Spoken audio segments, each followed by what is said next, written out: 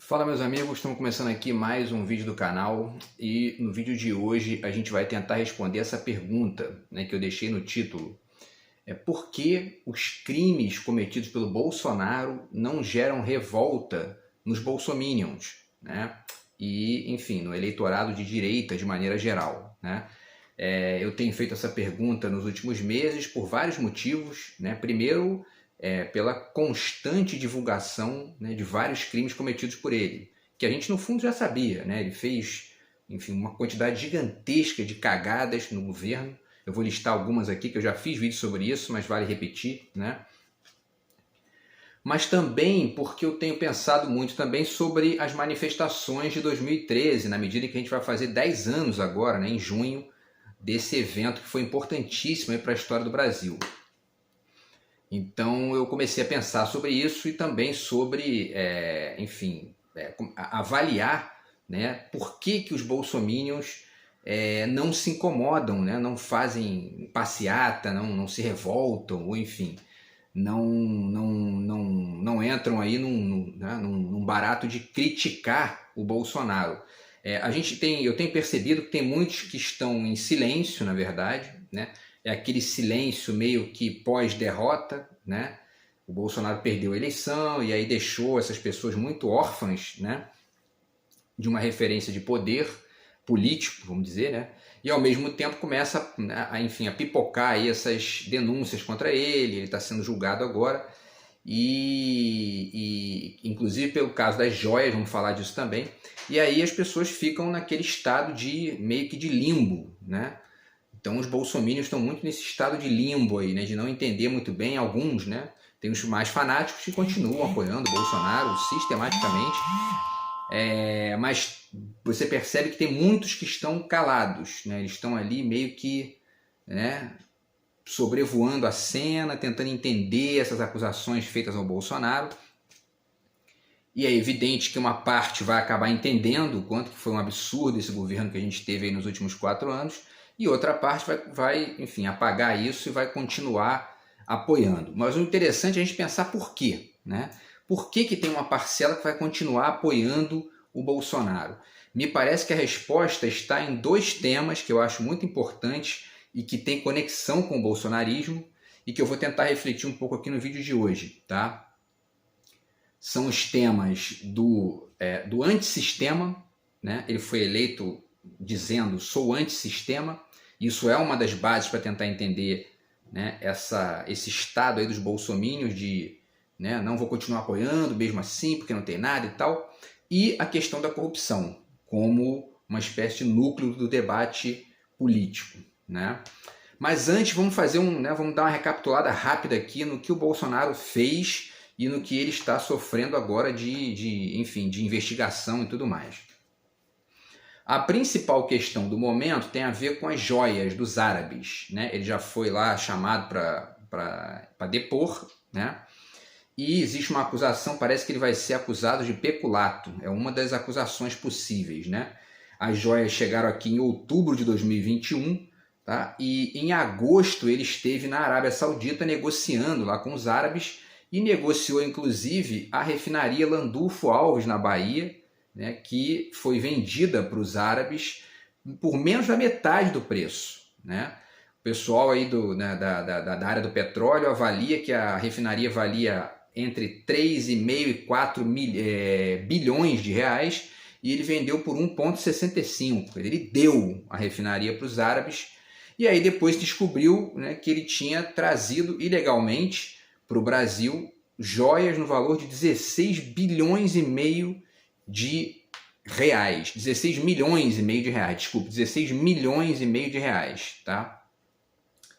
E muita gente especula hoje, já existe uma investigação que está para ser aberta no Senado para poder, investigar, né, a conexão dessas joias com a venda da refinaria, tá? Então, Rolex de diamante, anel de ouro e de diamante, né? Um negócio assim, que imagina se fosse alguém da esquerda recebendo isso. Imagina se o Lula recebe um Rolex de diamante, né? Passaram anos aí inventando fake news que o filho dele tinha Ferrari e tal, e os bolsominions vomitando isso todo dia nas redes sociais. Aí, o filho do Lula, né, bandido ficou rico às custas de não sei o que e tal. Aqui tá uma Ferrari, não sei o que. E, na verdade, muitos desses bolsominions são cínicos. A gente vai ver também aqui, porque todos eles adorariam ter uma Ferrari, né? E criticavam o filho do Lula. Mas por quê? Porque não, porque é filho do presidente, não pode. Mas o Bolsonaro recebeu agora um Rolex de diamante, joias no valor de 16 milhões de reais para comprar mais de uma Ferrari, né? E, enfim, até agora nada, eu não vejo nenhuma manifestação, né? E estamos tentando pensar o porquê, né? E aí, o crime de peculato, o Código Penal diz o seguinte: apropriação por funcionários públicos de dinheiro, valor ou qualquer outro bem móvel, público ou particular, de que tenha posse em razão do cargo ou desviá-lo em proveito próprio ou alheio, e a pena de 2 a 12 anos de reclusão e multa. Quer dizer, aquele presente ali, aquele suposto presente, teria sido dado para o Estado brasileiro pela via das mãos do Bolsonaro, e ele se apropriou, né, meteu no bolso, falou é meu, levou para casa. Ou, enfim, tentou fazer isso, né, porque ele botou várias pessoas para tentarem fazer isso lá, não conseguiu e tal, foi parado na alfândega, e aí, enfim, hoje está dando essa cagada toda aí, né? E aí ele acabou devolvendo 3 pacotes de joias que ele recebeu dos sauditas, estimados em justamente 16,5 milhões de reais. E ele pode ser ainda acusado de associação criminosa, falsidade ideológica e corrupção passiva, tá? Quando eu digo ainda pode ser acusado, né, é porque o processo está em andamento, ele está sendo investigado. Então, o maior interesse que a gente tem aqui é refletir, porque tem certas coisas que já, né, são muito evidentes, né? São muito evidentes. As joias efetivamente foram para as mãos dele, tanto é que ele devolveu as joias. Então isso já está claro, né, que o Bolsonaro se apropriou daquilo ali de maneira ilegal, né? Isso está claro. O restante dos crimes cabe à justiça investigar, né? Mas o fato é que ele cometeu outros crimes durante o mandato dele, né? Vamos lá. Incitação ao golpe de Estado, né? Isso é uma coisa que passa batido pela cabeça dos bolsominions, porque para eles isso é uma qualidade, né? Muitos pediram um golpe de Estado. Essa gente ficou na porta dos quartéis pedindo golpe durante meses, né? Só saíram de lá à base de polícia, de exército, né? Exercício ilegal da medicina, oferecendo abertamente cloroquina para as pessoas numa época em que a ciência já tinha abandonado isso, né? Defesa da tortura, ele fez isso lá no golpe contra Dilma, lá na votação do impeachment, defendeu um torturador abertamente. Isso é crime, né? Ele deveria sair dali preso, né? E isso não é uma coisa que precisa de investigação. Isso aí tem uns vídeos todos na internet para vocês verem. É um crime que ele cometeu abertamente ali, né? O orçamento secreto, né? Que não é outra coisa senão um mensalão, né, decuplicado, né? Muito maior do que o tal crime do mensalão que virou novela, né? Enfim. E a venda dessa refinaria, a venda própria, mesmo que ele não tivesse recebido nenhuma joia, só o fato de ele ter vendido a refinaria por menos da metade do preço já é um crime de lesa pátria, né? Ele deu, na verdade, um patrimônio brasileiro, e os árabes não estão vindo comprar a refinaria à toa, né? Por que você acha que os árabes estão vindo comprar a refinaria? Né? Porque tem muito bolsominion ingênuo que acredita na tese de que não, a Petrobras está falida, né? O PT destruiu a Petrobras, tem que vender. E aí os árabes são trouxas, são otários, né? Eles vão vir aqui e vão pagar 1 bilhão e 600 milhões de reais num troço falido, quebrado, né? Tem que ser muito bolsominion para acreditar nisso, né? Mas enfim, isso aí também é um crime que a gente pode dizer que o Bolsonaro cometeu durante o seu mandato. E aí, né, para finalizar essa questão, né, dos crimes, está sendo aberta, como eu falei, uma investigação no Senado. É uma comissão de transparência e fiscalização, né, e o senador Omar Aziz está ali, enfim, está de cabeça ali dessa história, e para justamente investigar a venda da refinaria Landulfo Alves para o Mubadala Capital dos Emirados Árabes, tá? O senador Omar Aziz diz o seguinte: abre aspas, isso é fruto de fortes indícios de propina. O que temos que investigar é se a refinaria da Bahia realmente foi vendida pelo preço correto. Se não foi, desfazer essa transação e retomar isso, né? No caso do Omar Aziz, ele faz parte de um partido que acredita em privatização. Então, né, para ele, a privatização, o problema da privatização não é a privatização, mas só o valor, né? Agora, o problema maior é a própria privatização, porque parece que a refinaria já está vendendo aí, é o combustível refinado, o petróleo refinado mais caro do Brasil. Porque é isso, né? Bota na mão da iniciativa privada, eles querem lucro. Nessas questões estratégicas, o mundo inteiro funciona diferente, né? A gente já falou disso aqui, já fiz vídeo sobre isso.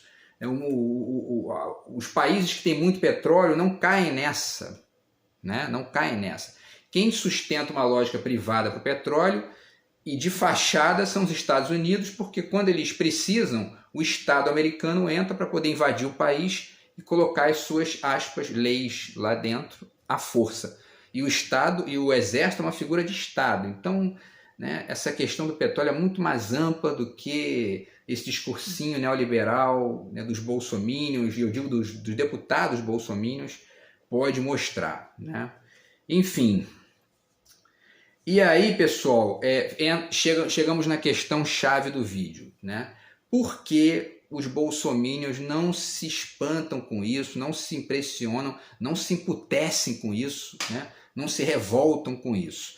Para vocês terem uma ideia, essas joias que o Bolsonaro recebeu, estamos falando apenas dessas joias, né? Tá arriscado achar bem mais coisa aí, mas enfim, porque inclusive tem também uma outra coisa que eu lembrei agora, tem a questão do cartão corporativo, que ele saiu gastando milhões no cartão corporativo, né?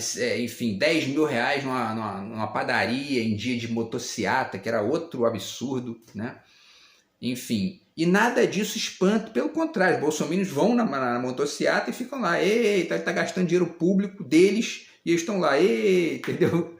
É um negócio impressionante. Essas joias, enfim, estão avaliadas em 16 milhões e meio de reais. Para vocês terem uma ideia, vamos lá, o sítio de Atibaia, que gerou a condenação, né, fajuta do Lula, foi avaliado em 1.700.000 reais.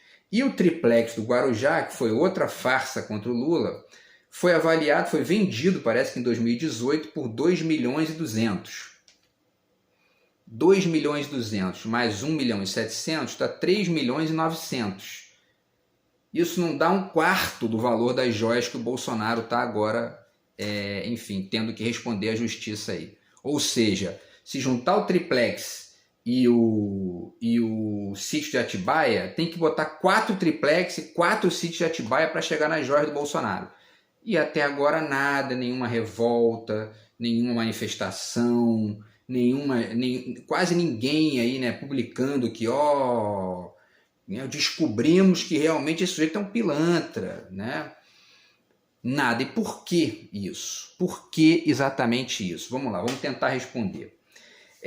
A gente está, deixa eu botar aqui, né, na parte onde eu separei os tópicos, né, para não me perder aqui. Bolsonaro foi eleito dizendo que ele era um candidato antissistema. E aí eu já chamo a atenção aqui para vocês, para esse livro do Peter Sloterdijk, filósofo alemão, tá? O livro é de 1983, foi publicado na Alemanha em 1983 e aqui no Brasil em 2012, pela editora Estação Liberdade, essa capa genial aqui. E a tese do Sloterdijk é de que uma das características mais gritantes do mundo contemporâneo é o cinismo, né? Um cinismo que é difuso, mas que ao mesmo tempo é universal. Você encontra aí, né, em muita gente e em manifestações que vão se ampliando, tá? O que o cinismo tem a ver com essa questão do Bolsonaro e dele ter feito a campanha dizendo sou antissistema? Tudo. Por quê? Vamos ver como é que o Sloterdijk define o cinismo? Vamos lá, vamos ver. Aqui na página 31, tá? Ele vai dizer: o cinismo moderno apresenta-se como um estado de consciência que se segue às ideologias ingênuas e ao esclarecimento dessas ideologias, tá? Então guardem isso, né? É como se as pessoas entendem que certas ideologias são ingênuas e, enfim, se sentem esclarecidas quanto a isso, e essa ingenuidade das ideologias gera o quê? Gera uma espécie de negação radical de qualquer ideologia, né? Esse foi o resultado, especificamente, de maneira mais ampla, da queda do Muro de Berlim, né? Muita gente dizendo, o tal do Francis Fukuyama, né? Publicou um livro que ficou famoso no meio acadêmico, do fim da história, acabou a história, quer dizer, uma ingenuidade, né? Mas enfim, isso era muito, esse tipo de manifestação, é isso que ele está dizendo aqui, quer dizer, ideologias ingênuas, esclarecemos as ideologias ingênuas, acabou a história, né? Vamos lá, continuando. Na 33, ele amplia, vai dizendo, psicologicamente, e eu prefiro inclusive dizer mentalmente, né? O cínico do presente deixa-se compreender como um caso limite de melancolia que mantém seus sintomas depressivos sob controle e, em certa medida, pode permanecer apto para o trabalho. E aí ele continua falando e tal, papapá. E aí chega no ponto-chave aqui que interessa para a gente aqui. Certa amargura refinada acompanha o seu agir. Uma amargura refinada, né?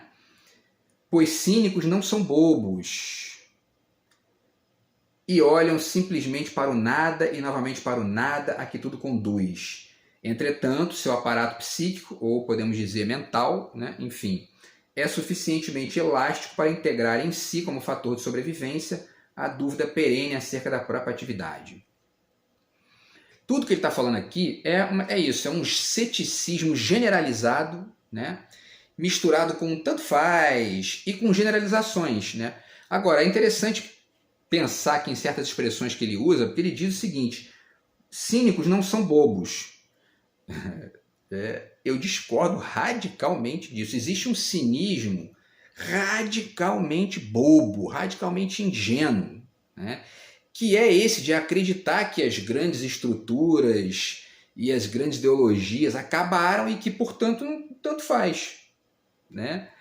Aí aparece um Bolsonaro da vida, essa pessoa que acha que tanto faz, olha para aquilo ali, aí entra a questão que eu coloquei, certo? Por quê? O Bolsonaro diz, eu sou antissistema. Pescaram a conexão? Se o cinismo é um tipo de posição radicalmente cética, que não acredita mais em nenhuma ideologia, ele é antissistema, certo? E aí o Bolsonaro vai para a campanha e diz, eu sou antissistema. Esse cínico bobo, que acredita que realmente não existe mais nenhum tipo de ideologia, que não existe mais nenhum tipo de estrutura no jogo aí né, do mundo, ele olha para esse discurso, que ele é bobo, ele diz, ia lá, tá vendo? Ele é antissistema, então é esse aí que eu vou. E caiu nessa. Por quê? Porque o Bolsonaro não é antissistema porra nenhuma, né? Ele botou o Paulo Guedes como ministro da Economia, que é um ideólogo do neoliberalismo, né? Ou seja, escolheu um lado da questão, uma tese, um ponto de vista, né? Tosco, mas enfim, um ponto de vista ali, e portanto uma ideologia para seguir, para poder aplicar no Estado com todas as consequências desastrosas que a gente viu. Então, enfim, percebem que existe uma conexão, né? Essa coisa do Bolsonaro dizer eu sou antissistema é a estrutura básica do cinismo. Que o ingênuo, né, que o cínico que é bobo, porque eu discordo nesse ponto do Sloterdijk, que ele diz que os cínicos não são bobos, o cínico que não é bobo, né, é aquele que lucra com isso. O próprio Bolsonaro, ele é meio cínico, meio burro, né? Porque ele, de certa forma, lucrou muito com isso, né? Ganhou muito dinheiro aí, ganhou poder, ganhou uma série de coisas. Mas as manifestações dele são tão estúpidas que não dá para dizer que ele é um cínico de nível sofisticado, como o Sloterdijk diz, né? Amargura refinada, né? O Bolsonaro não tem amargura refinada, né? Nenhuma. Pelo contrário, é um jegue, né? Um jumento, né? Só fala besteira, é um retardado violento. Então, quer dizer, mas essa conexão entre a retórica dele, antissistema, né? E essa característica do cinismo, que é ser radicalmente cético em relação a qualquer ideologia, demonstra nitidamente o porquê os bolsominions foram nessa, né? E ó, né? Por quê? Porque o bolsominion raiz, esse bolsominion clássico que até hoje defende Bolsonaro, é uma galera que, grosso modo falando, salvo exceções, é uma galera que sempre passou a vida inteira repetindo a cantilena de que todo político é igual, isso não serve para nada, que no fundo é uma espécie de escapismo para a própria ignorância. E quando eu chamo de ignorância, eu não estou chamando de burrice, é diferente. Tem muita gente que é só ignorante mesmo, ou seja, ignora, né? Então, assim, se eu ignoro alguma coisa, mas eu quero pagar de esperto, eu digo, tudo é a mesma merda, tudo é a mesma porcaria, isso não serve para nada. Entendeu?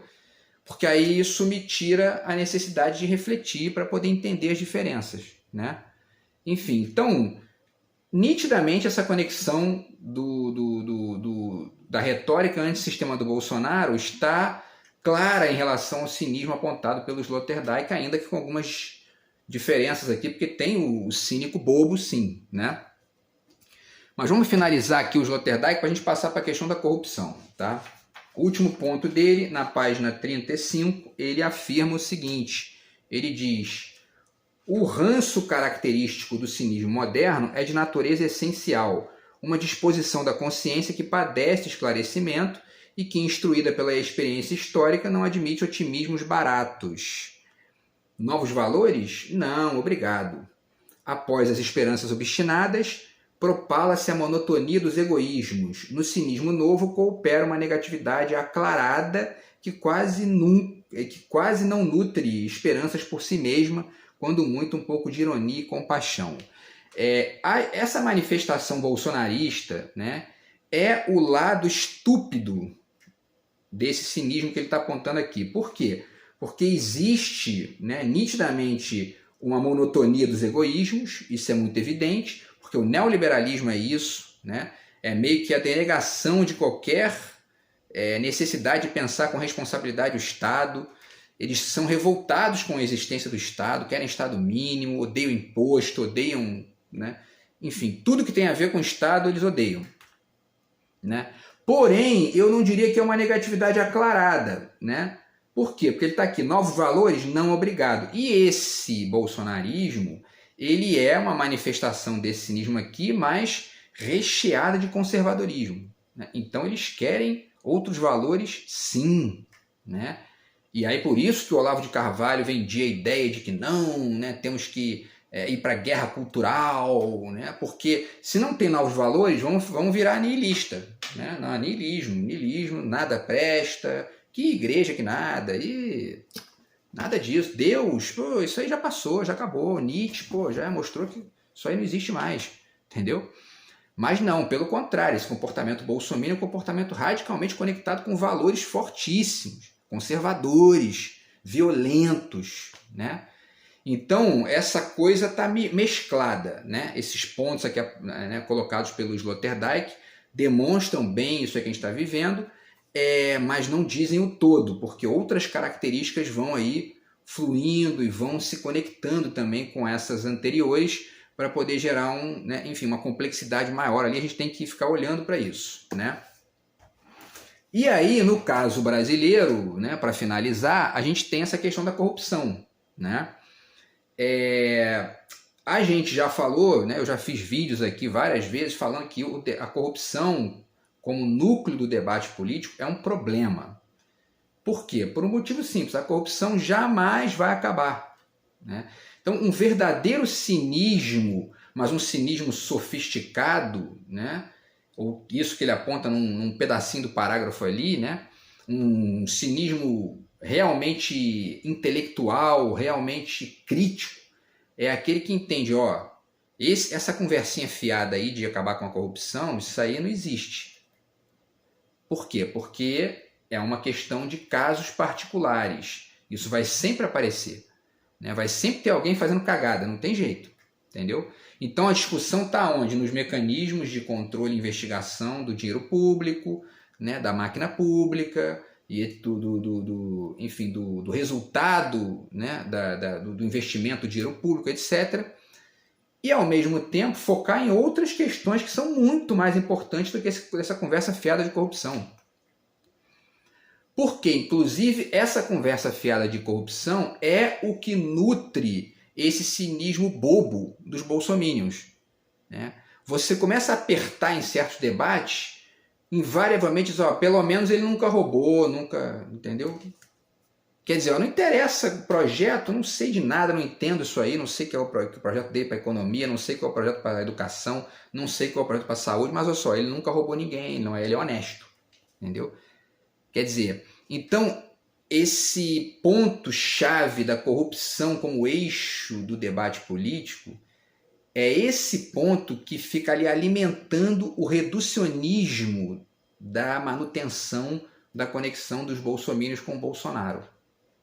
Certo? Então, por quê? Né? Vamos chegar à nossa resposta aqui do vídeo de hoje. Por que os bolsominions não se incomodam com os crimes cometidos pelo Bolsonaro? Por quê? Porque para eles o que mais interessa é enxergar o Bolsonaro como antissistema e a esquerda como sistema. Ó, vou repetir, a esquerda como sistema. Eles acham que a esquerda é o sistema, eles acham que a Globo é comunista, né, que o New York Times é comunista, que, enfim, né? E o Bolsonaro é o antissistema. Então, dito isso, qualquer coisa que o Bolsonaro faça, desde que mantenha o tal sistema, né, fora do jogo, para ele está ótimo. Quer dizer, o limite máximo da ingenuidade, né? E, ao mesmo tempo, uma ingenuidade meio que cínica, né? Por quê? Porque ela está recheada dessa coisa aí, de não, quando você começa a apertar no debate, a resposta é essa, não, mas ele não é corrupto. Ele não é corrupto, então, pelo menos, né? Uma coisa que eu dizia para meus alunos era o seguinte, ó, quem vive de pelo menos é empresa de depilação. Porque eles vinham, né? Eu passava um programa ali de estudos para eles, enfim, um conjunto de exercícios, 10 exercícios. Aí o cara só trazia 2, pronto. Aqui, ó, pelo menos eu fiz 2. Ó, meu querido, pelo menos, quem vive de pelo menos é a empresa de depilação. Tem que trazer todos, né? E é a mesma coisa, não, pelo menos ele não é corrupto, né? Mas ele destrói a economia brasileira, cria fome, desemprego, enfim, né? Custo de vida alto, vende as refinarias, comete um monte de crime. Não, mas pelo menos ele não é corrupto, pelo menos ele é honesto, pelo menos ele, né? Pelo menos ele é antissistema, pelo menos ele não é o PT, entendeu? É isso que a gente está vivendo hoje no Brasil, né? Enfim, então essas duas características para mim são muito importantes, tá? E eu acho que explicam, ou ajudam, melhor dizendo, né? Ajudam a explicar, porque certamente tem mais detalhes aí, a gente vai refletindo, porque essas questões estão sempre em movimento, né? Mas o fato é que essas duas características meio que explicam uma parte aí dessa questão complexa, né? Por que os bolsominions não abandonam o Bolsonaro, mesmo tudo evidente de que ele é um criminoso, né?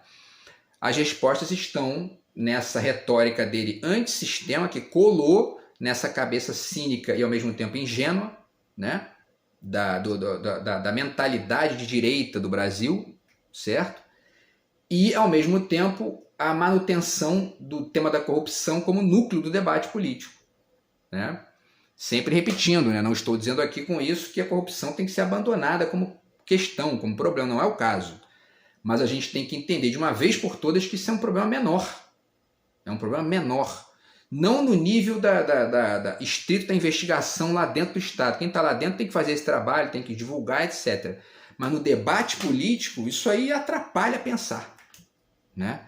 Porque você fica ali perdido nesse teminha tosco que ajuda, na verdade, como fica claro, a gente avaliando o comportamento dos bolsominions, ajuda a escamotear todos os outros problemas da política brasileira, né? Educação, saúde, investimento público, transporte, habitação, fome, taxa de juros, entendeu? E uma série de outras questões aqui que são fundamentais para entender o país. E aí finalizo com essa dica aqui, tá, do Jean Baudrillard, Tela Total, tem um capítulo aqui muito interessante que fala sobre a corrupção e é um dos meus eixos aqui de raciocínio para pensar isso aí. Beleza, pessoal? Então é isso. A gente se vê no próximo vídeo do canal. Vamos continuar acompanhando aí, né, as evoluções e involuções do bolsonarismo e mantendo o debate aqui, beleza? Abraço aí, valeu, fui.